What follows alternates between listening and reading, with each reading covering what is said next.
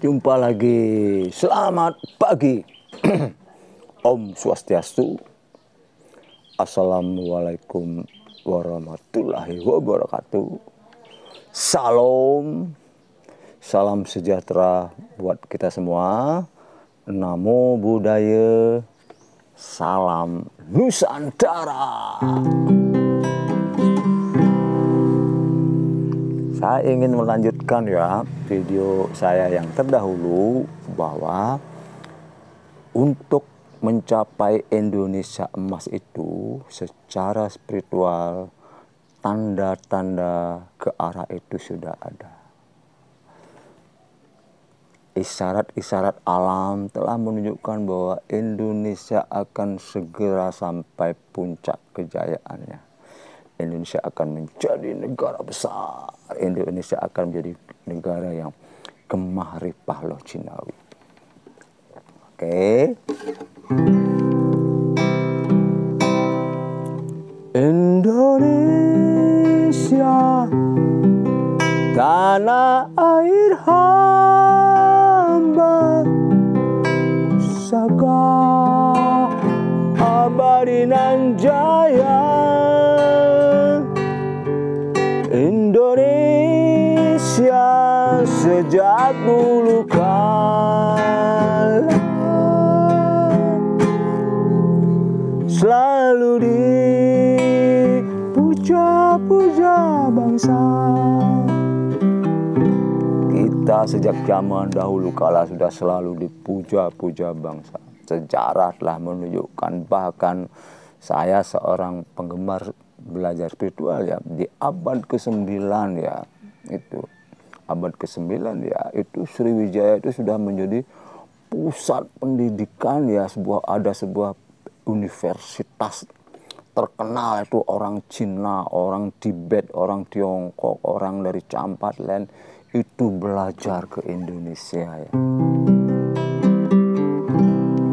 Kembali pada topik utama, jika kita ingin jaya Indonesia emas, adil makmur itu kembali kepada jati diri bangsa, kembali kepada Pancasila, dan sila ketiga yaitu persatu kita jaya.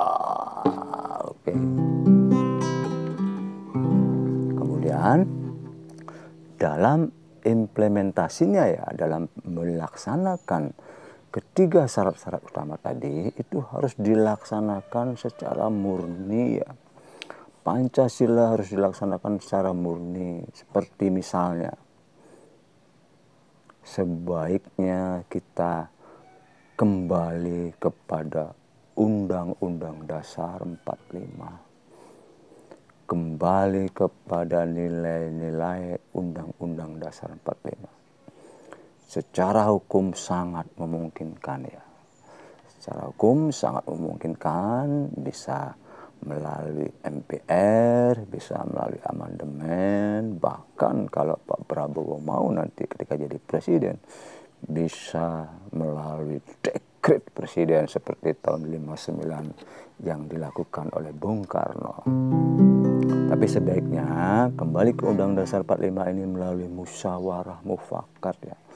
Melalui musyawarah mufakat sesuai dengan akar budaya bangsa ini. Baik, lebih jauh lagi kembali kepada Pancasila, yaitu kembali kepada akar budaya, yaitu sistem negara kita yang sebaiknya itu dilakukan secara musyawarah mufakat sesuai dengan sila keempat. Sistem pemerintahan, sistem kebijaksanaan, sistem kebijakan-kebijakan yang sangat penting itu sebaiknya dilakukan dengan cara musyawarah mufakat. Artinya apa? Dalam sistem ketatanegaraan kita yang sesuai dengan Pancasila itu tidak dikenal sistem oposisi ya. Jadi tidak dikenal adanya sistem atau partai, ada elit politik yang bertindak sebagai oposisi. sebagai tukang protes pemerintah, sebagai tukang mengawasi pemerintah, tidak ada. Karena sesuai dengan Undang-Undang Dasar 45, mohon maaf yang saya pahami ya, bagi mungkin saya bukan ahlinya ya, tapi ini pendapat saya bahwa sistem oposisi itu tidak dikenal dalam sistem tata negara kita. Jadi segala kebijakan itu dilakukan secara gotong royong musyawarah ya. Bersatu kita, kemudian secara ketika ada perbedaan pendapat kita musyawarahkan, kita cari suara terbanyak, dan ketika kita sudah mengambil keputusan, jadi pihak-pihak lain yang berbeda pendapat itu, partai-partai yang berbeda pendapat itu harus legowo ya. Harus mengikuti suara terbanyak sehingga tidak dikenal sistem oposisi. Kemudian ada banyak pertanyaan. Ketika tidak dikenal sistem oposisi, maka ini tidak demokratis. Ini akan menimbulkan diktatoran. Ini akan menimbulkan sewenang-wenangan. Ini akan menimbulkan pemerintah yang monarki, yang menggunakan kekuasaan. Tentu saja tidak ya. Disitulah fungsi oposisi pengawasan itu kan ada di DPR ya. Jadi DPR sesuai tugas dan fungsinya juga mengawasi kinerja pemerintah. Jadi yang bertindak sebagai oposisi itu justru bukan oposisi ya, sesuai dengan sistem ketatanegaraan kita itu adalah DPR. Dan jika lebih real lagi, ya, oposisi itu bisa itu dari kalangan media, bisa dari kalangan intelektual, bisa dari kalangan mahasiswa, bukan dari partai ya.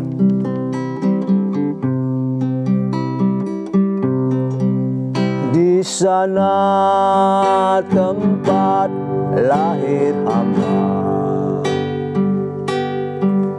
dibuai dibesarkan bunda, tempat berlindung di hari tua, tempat akhir menutup mata. Lebih jauh lagi ya, saya ingin mengemukakan sebuah ide ya. Ide yang menurut saya ini ide sedikit berbau spiritual ya. Jadi ketika kembali kepada Pancasila ya, Pancasila itu kan terdiri dari 5 sila. Itu adalah merupakan kode ya, kode awal bahwa sebaiknya sistem partai politik kita itu mengikuti Pancasila ya. Jadi seperti sekarang kita saksikan bersama ada terlalu banyak partai ya.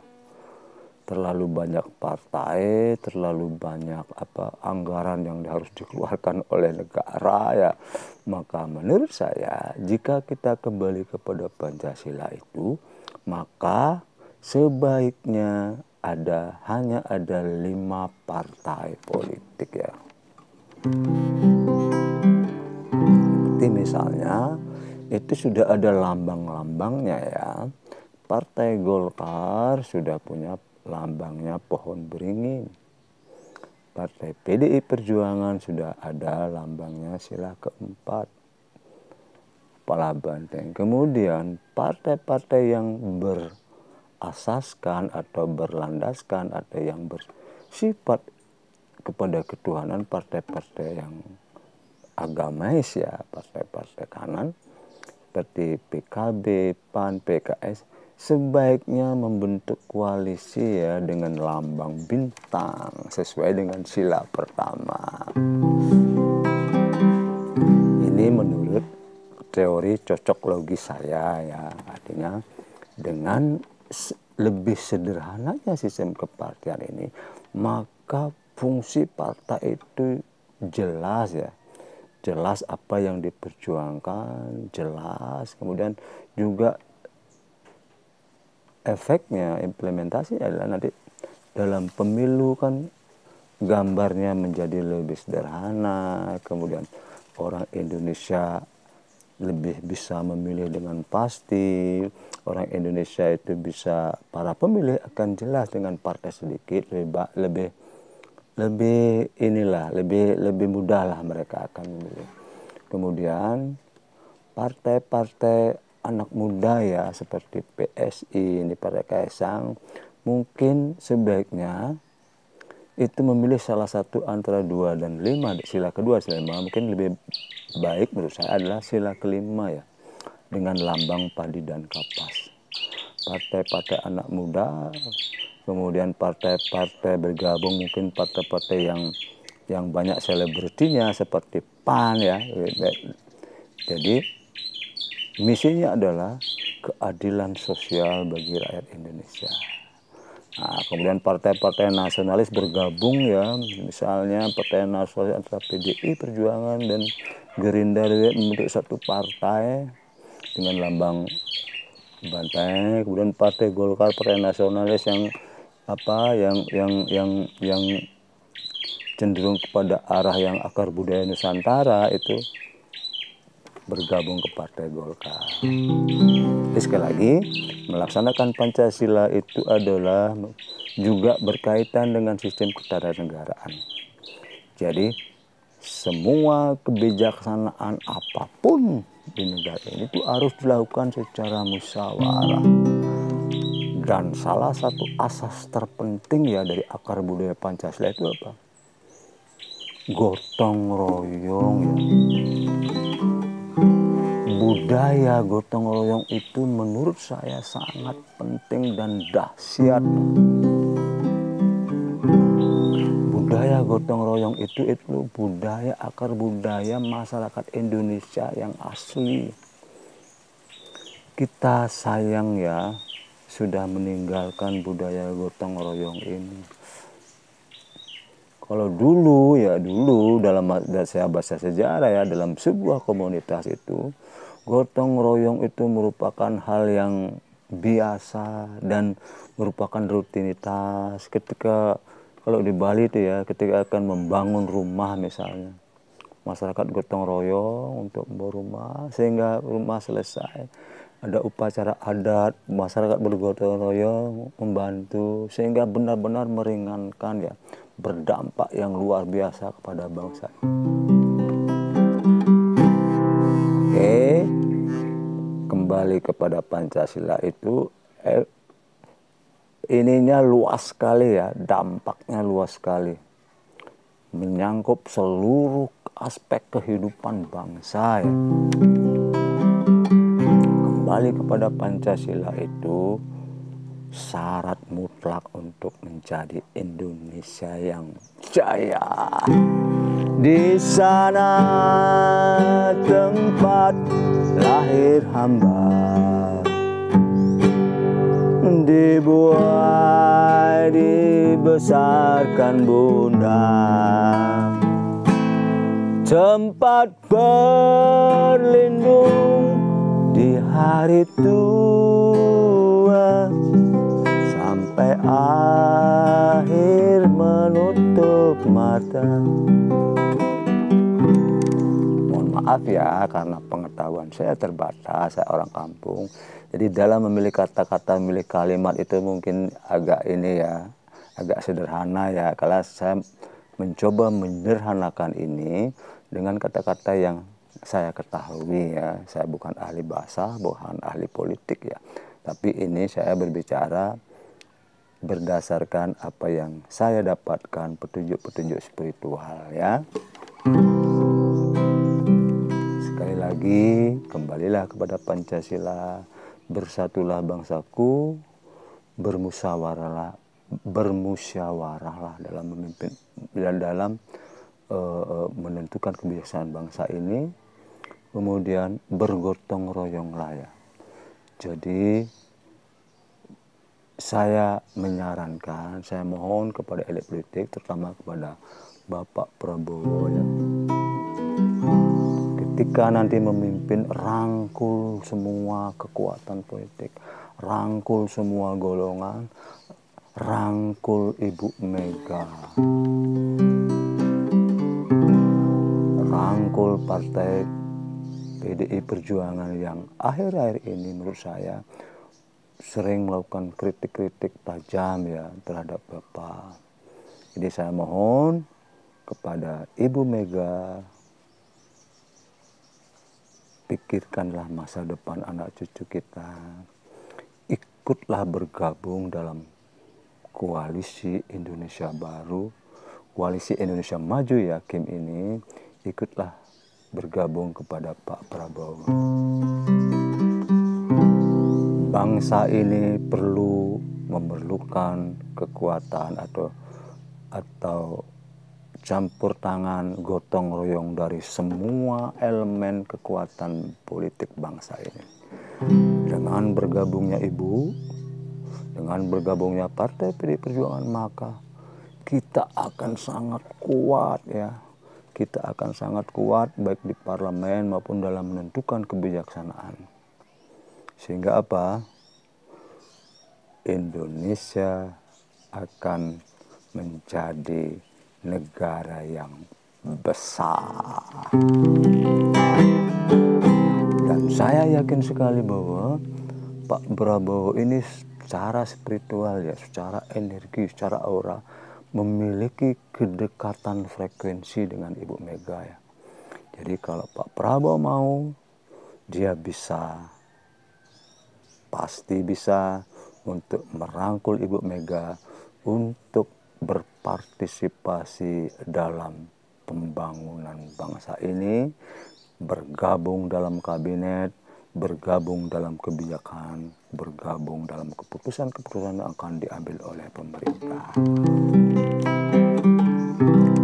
Semoga ya, jadi ini harapan dari seorang anak kampung ya, harapan dari rakyat kecil yang tidak ingin kita ini diadu domba ya.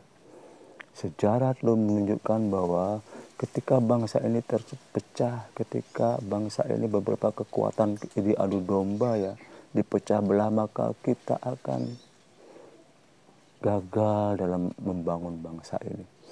Bersatulah bangsaku, jangan kita mau diadu domba, terutama antara Ibu Mega dengan Pak Prabowo, antara Ibu Mega dengan Bapak Jokowi, jangan mau diadu domba. Oke, sekian dulu video saya kali ini.